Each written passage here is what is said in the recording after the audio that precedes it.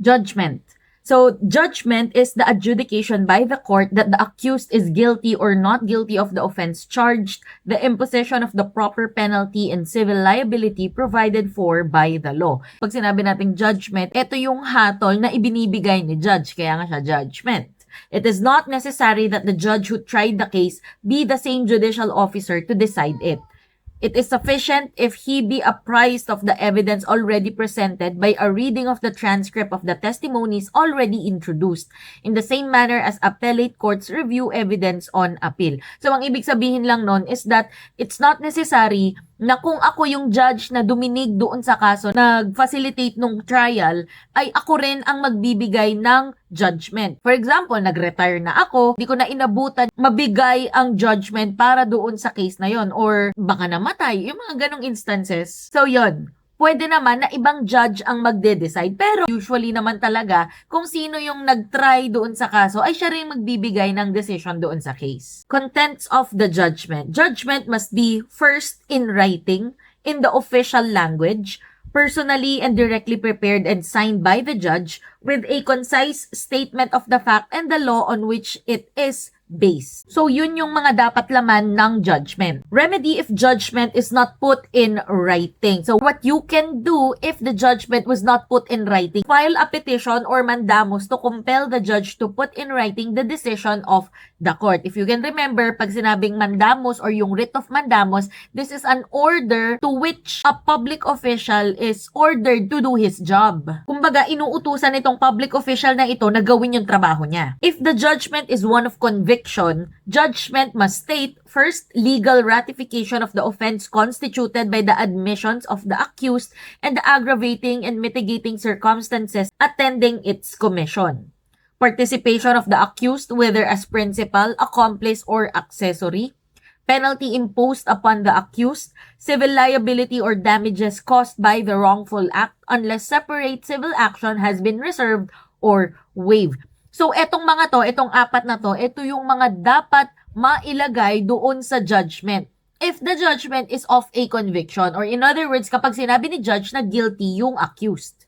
If the judgment is one of acquittal, it must make a finding on the civil liability of the accused, unless there is clear showing that the act from which the civil liability might arise did not exist. So, kapag ang judgment ni judge ay not guilty or it's an acquittal, ang kailangan niyang mailagay doon sa kanyang decision is the civil liability of the accused. Unless nga raw, merong malinaw na pagsabi na hindi siya civilly liable. Reasonable doubt. State of the case which, after full consideration of all evidence, leaves the mind of the judge in such a condition that he cannot say that he feels an abiding conviction to a moral certainty of the truth of the charge. Kapag si judge hindi kumbinsido sa mga ebidensyang ipinresenta ng prosecution doon sa case. Sabi nga dito, he cannot say that he feels an abiding conviction. Yung sa loob niya nga, hindi siya convinced na guilty talaga yung accused. So that's reasonable doubt.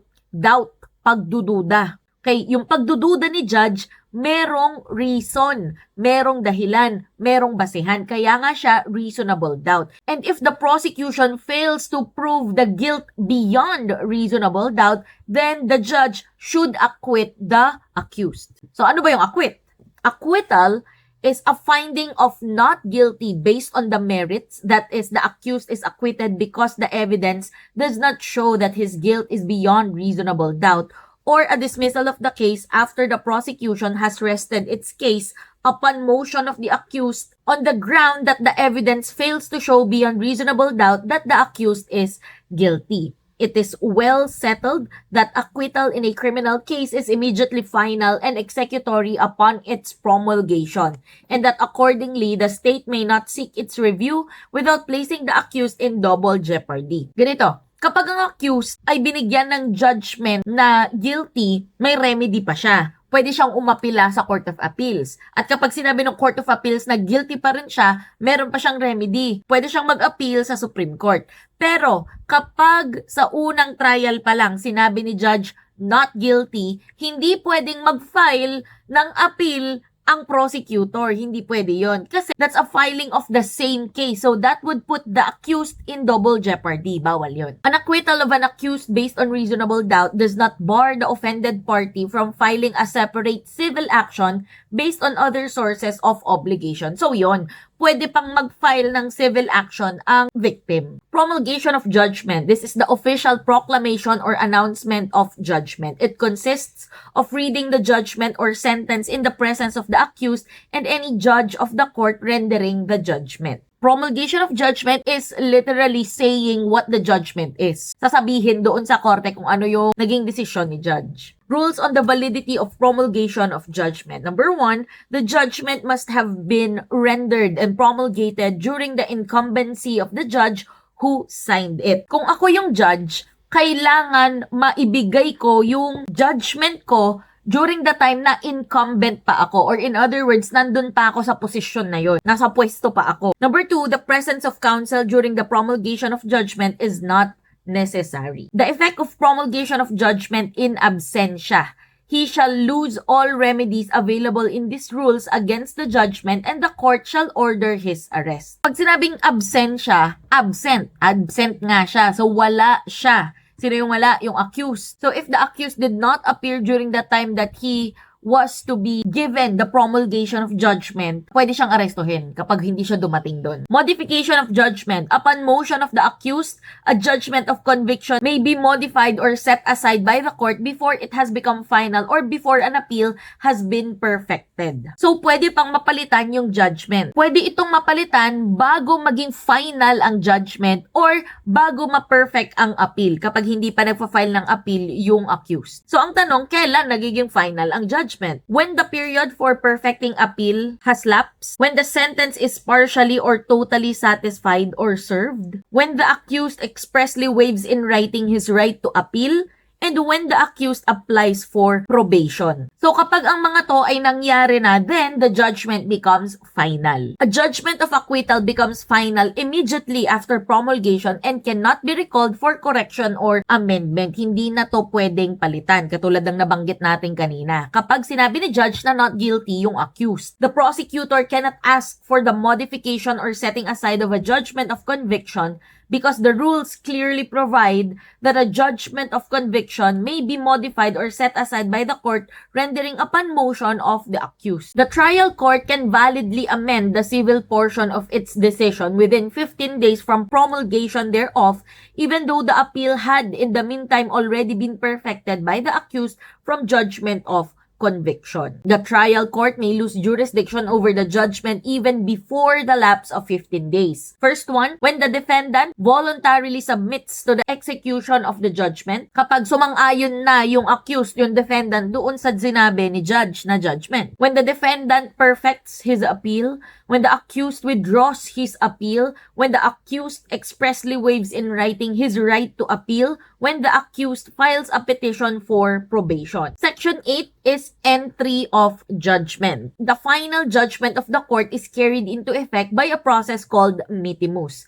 Mitimus is a process issued by the court after conviction to carry out the final judgment, such as commanding a prison warden to hold the accused in accordance with the terms of the judgment. Kaya nga kapag pupunta ang accused or yung offender doon sa prison, nire-require sa kanya ang mitimus order. Section 9, existing provisions governing suspension of sentence, probation, and parole not affected by this rule. New trial. The rehearsing of a case already decided but before the judgment of conviction therein rendered has become final, whereby errors of law or irregularities are expunged from the record or new evidence is introduced or both steps are taken. So, yun yung mga pagkakataon kung saan pwedeng mag-grant ang new trial. Kumbaga, meron ng decision si judge, kinonvict niya yung akusado, pero hindi pa naging final yung judgment na yon. At nakakita ng errors of law or merong mga irregularities. At pwede rin na nagkaroon ng mga bagong ebidensya. Inintroduce yun. So, yun yung mga pagkakataon kung saan pwedeng mag-grant ang new trial. A motion for new trial or reconsideration should be filed with the trial court within 15 days from the promulgation of the judgment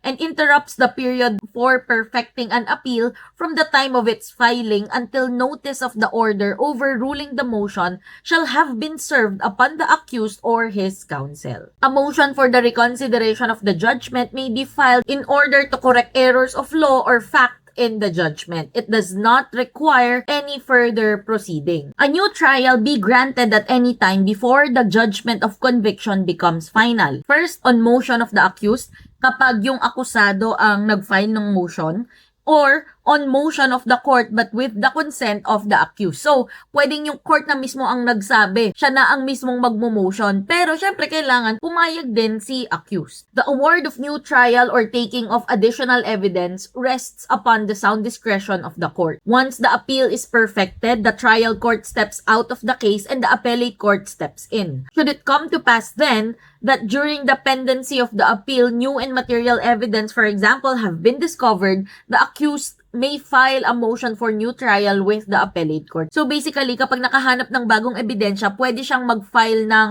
new trial doon na sa appellate court kasi nga na-perfect niya na yung appeal dito sa example natin na ito. Cases when the trial court lose jurisdiction over its sentence even before the lapse of 15 days. Kasi 'di ba merong 15 days na panahon bago maging final yung judgment. And this is also the time para makapag-file ng appeal yung accused. Number 1, when the defendant voluntarily submits to the execution of the sentence, ibig sabihin sumasang-ayon yung akusado doon sa sentensyang ibinigay sa kanya, tinatanggap niya na. When the defendant perfects his appeal, the moment the appeal is perfected, the court loses jurisdiction over it except for the purpose of correcting clerical errors. So pag sinabing clerical errors, yung mga typo, mali yung pagkakapitalize, yung mga basic na ganon, clerical errors nga. New trial is filed after judgment is rendered but before the finality thereof. Naibigay na ang judgment pero hindi pa final ang judgment. Kasi nga may mga yung nabanggit natin kanina na 4, kailangan munang mangyari yon bago ma-finalize ang judgment. And then, at the instance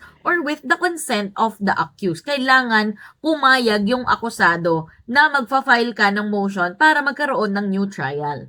And then, reopening of the case, on the other hand, is made by the court before the judgment is rendered in the exercise of sound discretion. So, si court ang magdidesisyon dito kapag i-reopen ang case. And it does not require the consent of the accused. Hindi kailangan na pumayag si accused. Maybe at the instance of either party who can thereafter present additional evidence. Section 2, grounds for new trial. Grounds for a new trial in criminal cases. Number 1, errors of law or irregularities committed during the trial prejudicial to the substantial rights of the accused. And number 2, new and material evidence discovered. Nabanggit na natin to kanina. Kapag merong errors of law or merong irregularities or merong mga bagong ebidensya. Requisites before a trial may be granted on the ground of newly discovered evidence. Number 1, that the evidence was discovered after trial. Kumbaga, it was impossible for the parties to have presented the evidence during the time that the trial was ongoing kasi nahanap lang yung ebidensya after the trial. So yon, that's new evidence. That such evidence could not have been discovered and produced at the trial even with the exercise of reasonable diligence. That it is material, not merely cumulative, corroborative, or impeaching. And the evidence is of such a weight that it would probably change the judgment if admitted. Kumbaga, sobrang bigat ng bagong ebidensya na kapag nakita ito nung mga partido doon sa korte, baka magkaroon ng bagong decision. Mistakes or errors of counsel in the conduct of his case are not grounds for new trial. Kapag medyo syunga-syunga yung counsel mo, yung abogado mo, that's not a ground for a new trial. This rule is the same whether the mistakes are the result of ignorance, inexperience, or incompetence. If the incompetence, ignorance, or inexperience of counsel is so great and the error committed as a result thereof is so serious that the client who otherwise has a good cause is prejudiced and denied his day in court, the litigation may be reopened to give the client another chance to present his case. Pero siguro naman, hindi naman umaabot sa mga ganong pagkakataon na sobrang syunga nung mga abogado, 'di ba? Alam naman nila, matatalinong tao naman yang mga yan.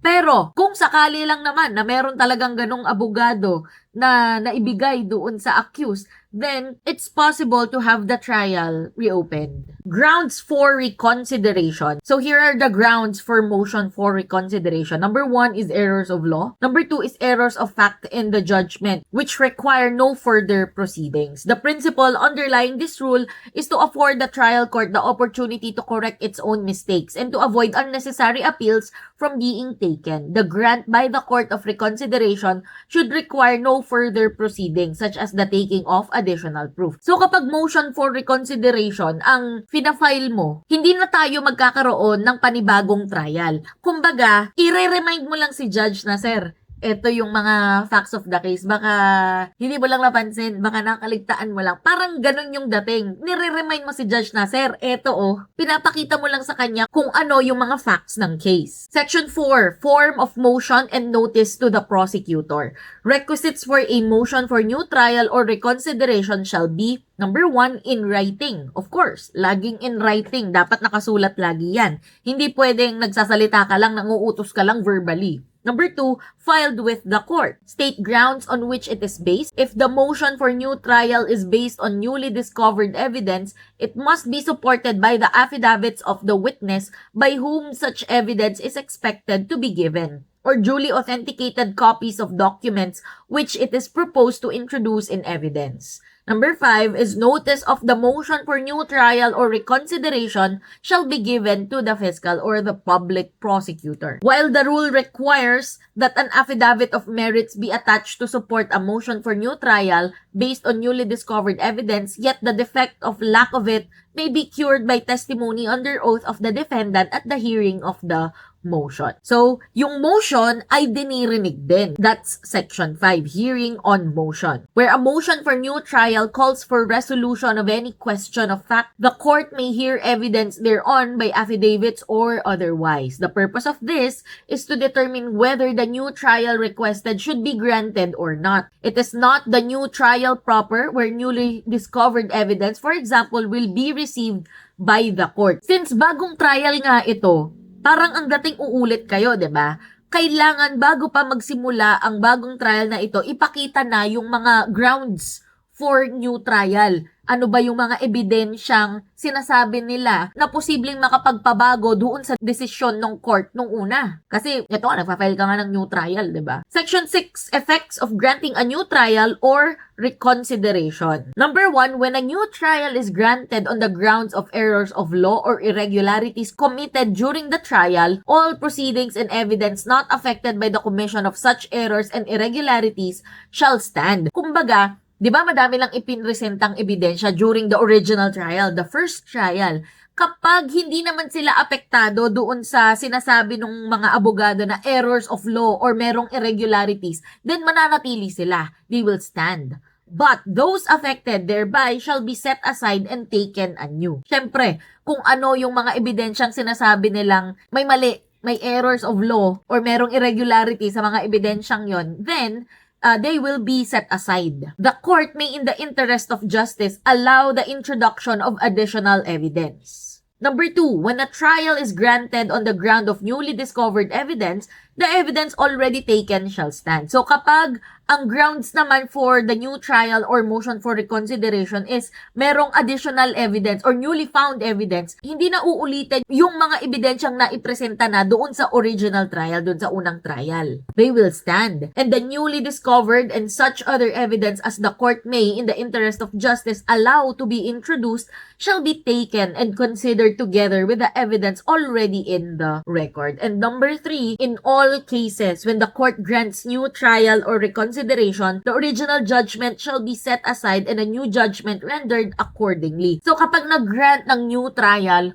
or ng reconsideration, then the original judgment will be set aside. Kasi magkakaroon ng panibagong judgment. The effect of granting the new trial is not to acquit the accused of the crime of which the judgment finds him guilty, but precisely to set aside said judgment so that the case may be tried de novo as if no trial had been before. So yun ang epekto ng pagkakaroon ng new trial or ng reconsideration, na para bang hindi nagkaroon ng trial dati, na para bang hindi nagkaroon ng unang trial. But not to acquit the accused, hindi yon ang purpose nun. Kasi nga, magbibigay ka ng panibagong judgment dahil nga may errors of law, irregularities, or new evidence. Unlike the rule in civil cases, the remedy of the aggrieved party being appealed in due time, an order granting a new trial rendered in criminal cases is also interlocutory but is controllable by certiorari or prohibition at the instance of the prosecution. Next is appeal. Sino ang pwedeng mag-appeal? Any party may appeal from a judgment or final order unless the accused will be placed in double jeopardy. At ano naman ang definition ng appeal? It is a proceeding for review by which the whole case is transferred to the higher court for a final determination. So, 'di ba, etong lower court dito ka unang dininig. Kapag sinabi ni judge dito na you are guilty, then you have the right to appeal to a higher court. So, if the court that first heard your case was a regional trial court, then the Court of Appeals will take your appeal. At kapag sinabi naman ni Court of Appeals na guilty ka pa rin, pwede ka pang umapila sa mas mataas kay CA. Kay SC ka naman, kay Supreme Court. Appeal is not an inherent right of a convicted person. The right of appeal is and always has been statutory. Only final judgments and orders are appealable. So what is the effect of an appeal? An appeal in a criminal case opens the whole case for review, and this includes the review of the penalty, indemnity, and the damages involved. Consequently, on appeal, the appellate court may increase the penalty, indemnity, or the damages awarded by the trial court. Although the offended party had not appealed from the said award, and the party who sought a review of the decision was the accused. So, yun ang epekto ng appeal. Yung buong kaso ay ire-review nung higher court na yon. So, pwedeng ma-reverse yung judgment kung dating guilty, baka doon sa appellate court maging not guilty. Pero, consequently, pwede rin sabihin ni appellate court na tataasan niya yung penalty. Tataasan niya yung damages na ia-award doon sa victim. Kahit pa na hindi naman si victim ang nag-request ng appeal. Kasi ang nag-a-appeal lang naman ay yung accused. So, remedies before finality of judgment. So, within 15 days. Again, a judgment becomes final only after 15 days where the judgment was promulgated. A judgment is not yet final and executory until 15 days after the losing party receives notice of it, or after the motion for new trial or reconsideration is denied. Okay, so remedy or motion, merong tatlo. Motion for reconsideration, MR, motion for new trial, and appeal. So, ano ang grounds ng motion for reconsideration? Damages awarded are excessive. The decision is contrary to law, or the evidence is insufficient to justify the decision. Ang purpose naman ng MR is it asks the same court to review and correct its legal errors or misappreciation of facts. Kumbaga, ito yung sinasabi natin kanina, nire-remind natin si judge na, sir, eto kasi yung batas, 'di ba? Paki-check nga po ulit. Parang ganoon ang sinasabi mo kapag motion for reconsideration ang final mo. Motion for new trial naman, ang grounds nito is fraud, accident, mistake of fact, or excusable negligence or fame that prevented a fair trial or newly discovered evidence that could change the result. Ang purpose nito is it asks the same court to reopen the trial and allow the presentation of new evidence or correct procedural errors.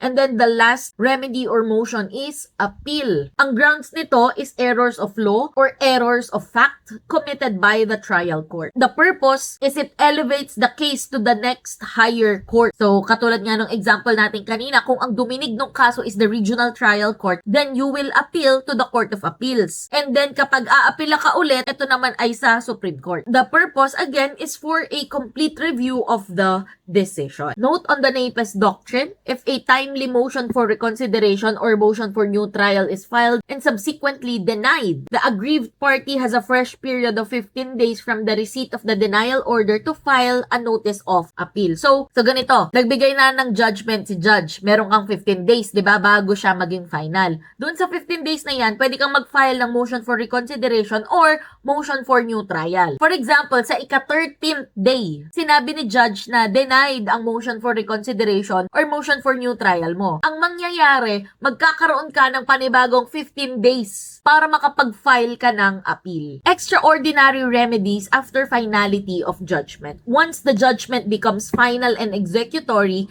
it is generally immutable. However, specific extraordinary remedies exist if the party was genuinely deprived of their day in court due to external factors. So letter A is petition for relief from judgment. So ang court ay the same court. It is filed with the same court that rendered the judgment. Ang grounds ng petition for relief from judgment is fame, fraud, accident, mistake of fact, or excusable negligence, which prevented the party from filing a timely motion for reconsideration or motion for new trial or appeal. It must be filed within 60 days after the petitioner learns of the judgment and not more than 6 months after the judgment was entered. And then the nature of this is an equitable remedy of last resort, primarily used to set aside the final judgment and allow the case to be reopened. Then another extraordinary remedy after finality of judgment is letter B, petition for annulment of judgment. This would be filed with the Court of Appeals to annul the judgments of the regional trial courts. Kasi nga, 'di ba, umaapila ka sa mas mataas na korte. So ibibigay mo tong petition for annulment of judgment sa Court of Appeals. Sinasabi mo na i-annul nila yung judgment ni regional trial court. The grounds is extrinsic fraud or lack of jurisdiction. Pag sinabing extrinsic fraud, a fraudulent scheme that prevented the party from having a fair trial. For example, deliberately misleading the court on notice or service.